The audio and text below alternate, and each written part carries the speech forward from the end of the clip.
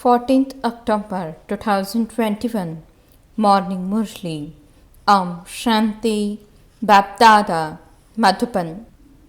Sweet children, gain victory over Ravan, the vices, with the power of yoga and celebrate the true Dashera.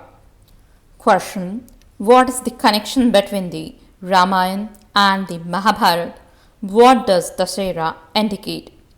Answer: Dashera means the end of Ravan and liberation of the Sitas. However, you are not liberated from Ravan by celebrating Dashera.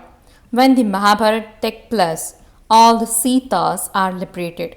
The kingdom of Ravan ends through the Mahabharata war, and so the Ramayana, the Mahabharata, and the Gita have a very deep connection. Song: the flame has ignited in the happy gathering of moths. Om Shanti. The Father tells you that you are the Brahmin community. At present, you cannot be called the deity community. You are now the Brahmin community, and later you will become the deity community. Today, on the day of Dashera, the Ramayana is going to end. However, it doesn't really end. If Ravan dies, then the story of the Ramayana should come to an end. But it doesn't really end. It is through the Mahabharata that liberation is received. This matters too have to be understood. What is the Ramayana and what is the Mahabharata? The world does not know these things. The Ramayana and the Mahabharata are connected with one another. When the kingdom of Ravan comes to an end through the Mahabharata war, there will be no need to celebrate Dashera, etc. The Gita and the Mahabharata also destroy the kingdom of Ravan. Now there is the time and preparations are being made. Theirs are violent, whereas yours are non-violent.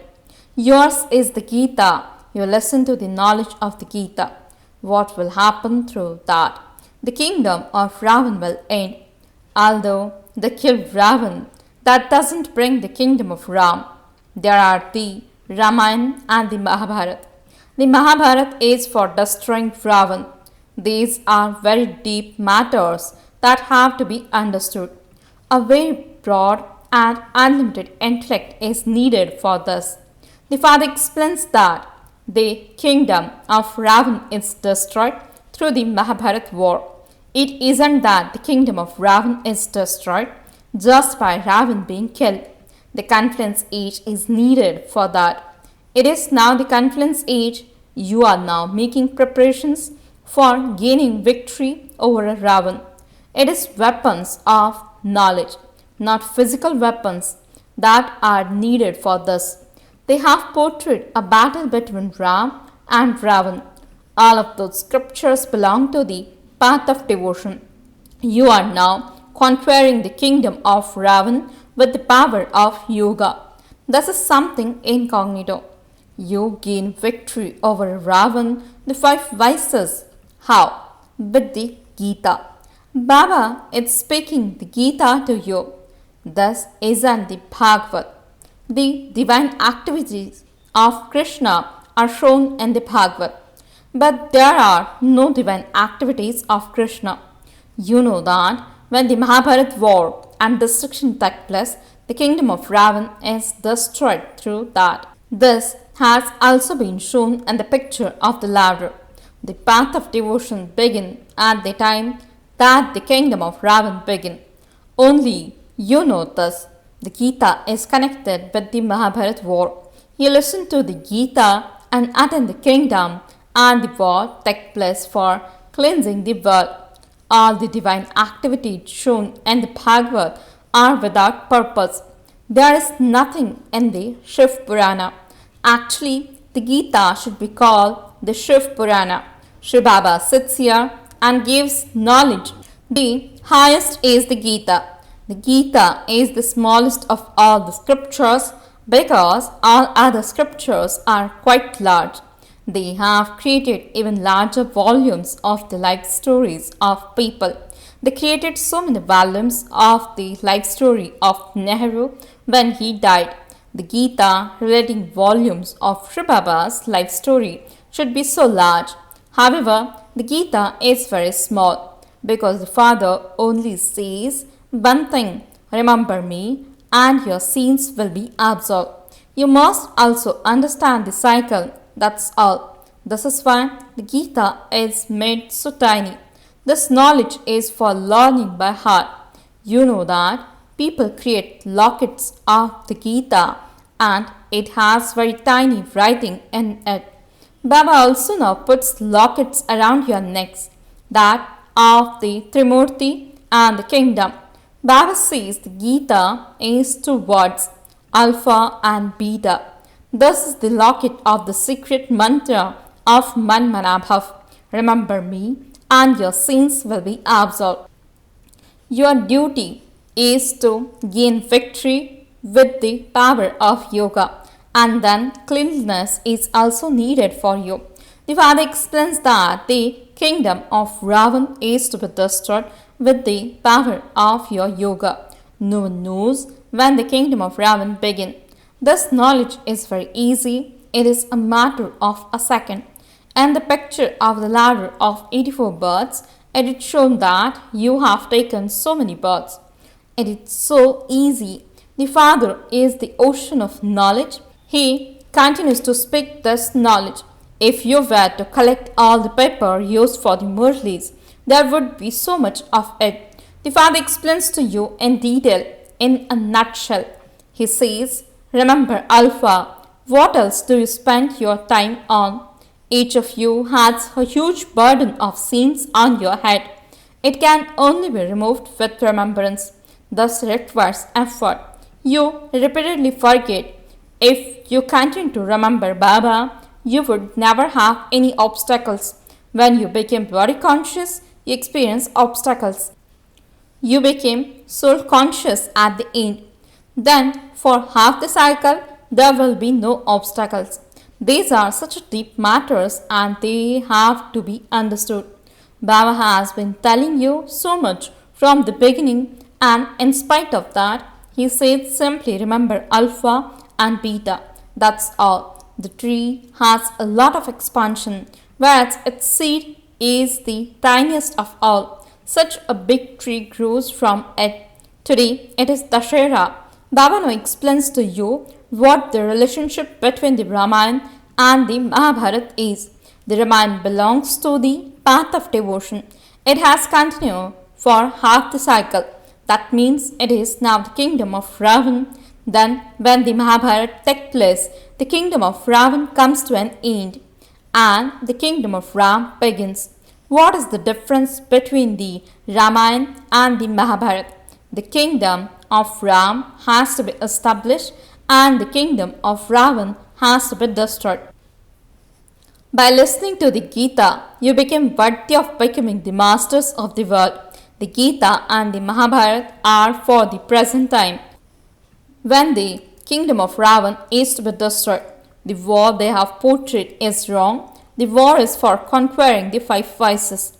The Father is telling you two words from the Gita, Manmanabhav and Madhyajibhava. These two terms appear at the beginning and the end of the Gita. The children understand that the episode of the Gita is now truly being performed. However, if you told this to someone, he would ask, but where is Krishna? There is so much difference between the explanation Baba gives us and what the scriptures of the path of devotion say. No one knows what the Ramayana is or what the Mahabharata is. It is only after the Mahabharata war that the gates to heaven open. But people do not understand this. Therefore, just give the Father's introduction. The Father says, constantly remember me alone. The Father says this to the whole world. The one Gita has been falsified. The Gita is preached in every language. There will just be one language in your kingdom. There won't be any scriptures or books there. Nothing to do with the path of devotion exists there. Bharat has a connection with the Ramayana and Mahabharata and the Gita. God speaks the Gita to his children through which they became the masters of heaven. The Mahabharat war definitely has to take place so that the impure world can be destroyed. You became pure through the Gita. God, the purifier, only comes at the end. He says lust is the greatest enemy and you have to conquer it. Never be defeated by the vice of lust. It causes a lot of damage. Well known people, ministers, etc. are defamed because of lust. Many people are spoiled because of lust. This is why the father explains many young people who observe celibacy come to Baba. They never get married. There are also females who live like that.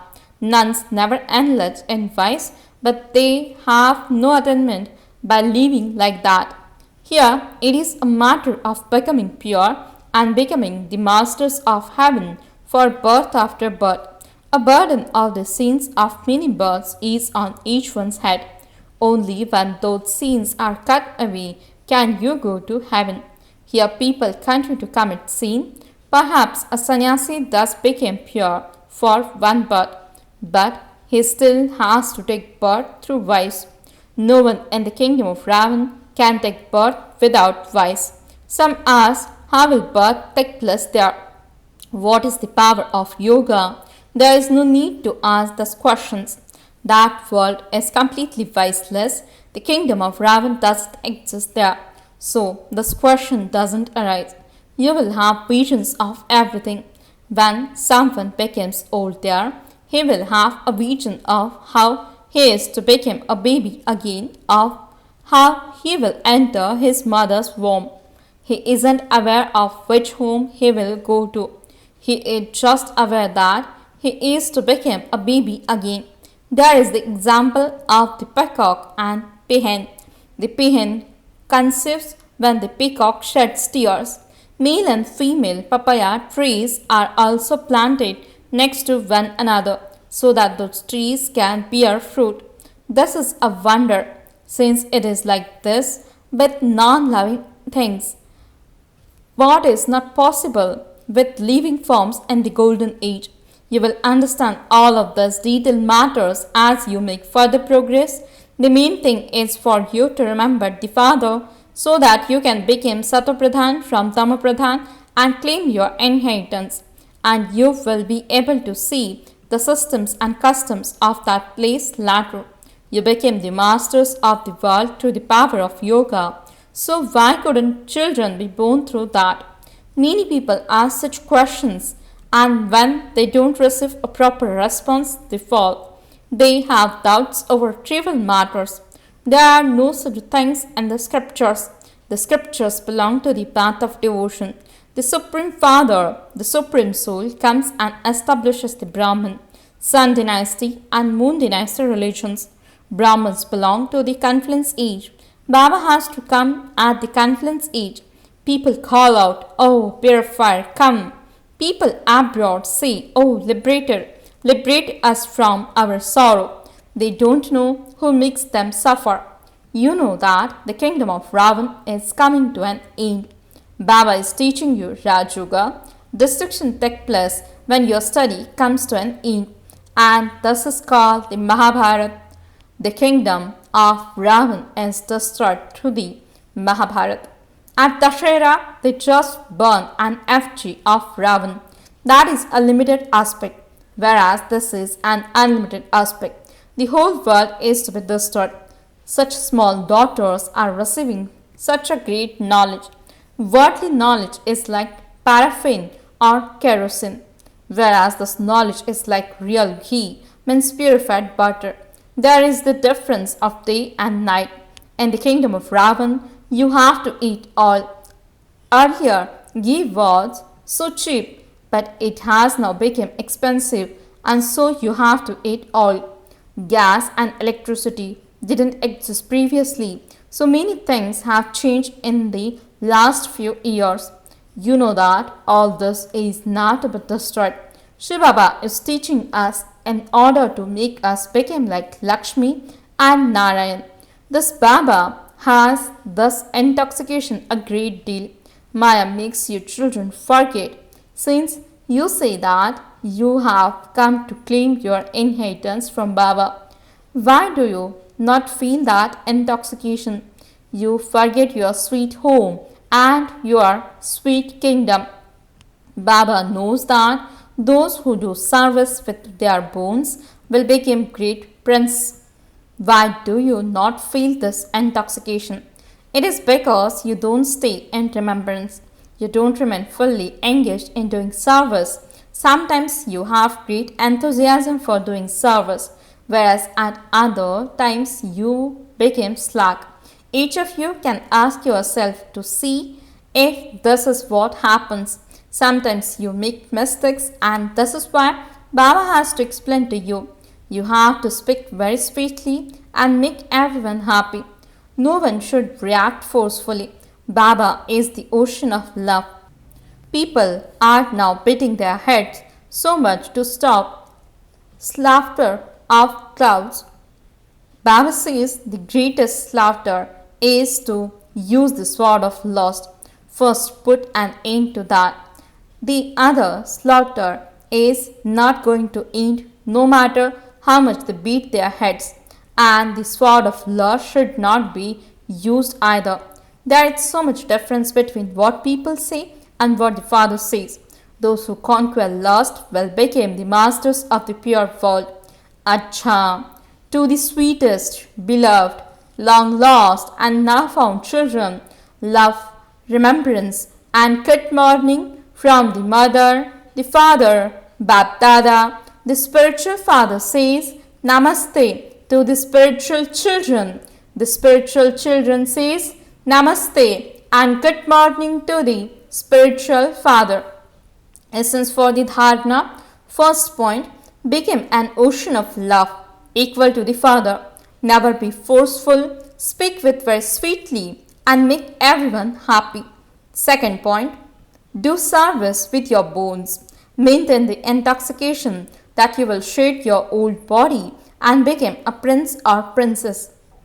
Blessing, may you be a constant server, and with your love for service, transform your Lokik family into a godly family. Explanation, the duty of a server is to be constantly engaged in doing service, whether it is service through thoughts, words, or actions. A server means considers service to be separate from him.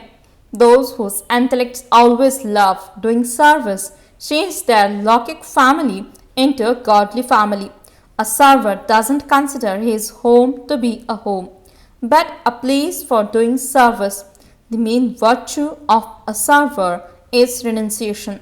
Those with an attitude of renunciation stay in their households as embodiments of tapasya, through which service happens automatically. Explanation, in order to make your sanskars divine, surrender your mind and intellect to the Father. Om Shanti